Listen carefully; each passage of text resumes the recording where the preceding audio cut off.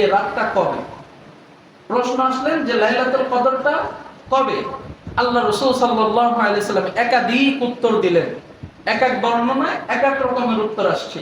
এক নম্বর বর্ণনা, লাইলাতুল কদর কবে যদি প্রশ্ন হয়, উত্তর হয় এক নম্বর, হযরত আম্মা জান আয়েশা সিদ্দিকা রাদিয়াল্লাহু তাআলা আনহা বলেন যে রাসূল সাল্লাল্লাহু আলাইহি সাল্লাম বলেন, তোমরা রমজানের শেষ দশকের বেজর রাতে লাইলাতুল কদর তালাশ করতে থাকো।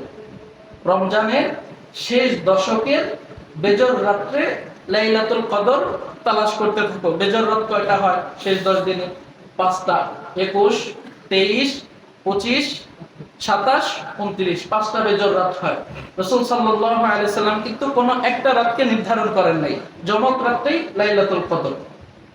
প্রথম বর্ণনা, এই বর্ণনা বুখারী শরীফের 2017 নম্বর হাদিস। আম্মা জান আয়েশা সিদ্দিকা রাদিয়াল্লাহু তাআলা আনহা বলেন যে রাসূল সাল্লাল্লাহু আলাইহি ওয়াসাল্লাম বলেন, তোমরা রমজানের শেষ দশকের বেজর রাতে লাইলাতুল কদর তালাশ করতে থাকো। দুই নম্বর কথা, হযরত আবু দাউদ শরীফের 1381 নম্বর হাদিস, হযরত আব্দুল্লাহ ইবনে আব্বাস রাদিয়াল্লাহু তাআলা আনহু বলেন, রাসূল সাল্লাল্লাহু আলাইহি ওয়াসাল্লাম বলেছেন, তোমরা রমজানের শেষ দশকের 9 রাত বাকি থাকিতে লাইলাতুল কদর তালাশ করো। বুঝছেন? ঘুমায়েন না, তাহলে বুঝবেন না বয়ান। 9 রাত বাকি থাকিতে লাইলাতুল কদর তালাশ করো। শেষ দশকের 10টা রাত হয়।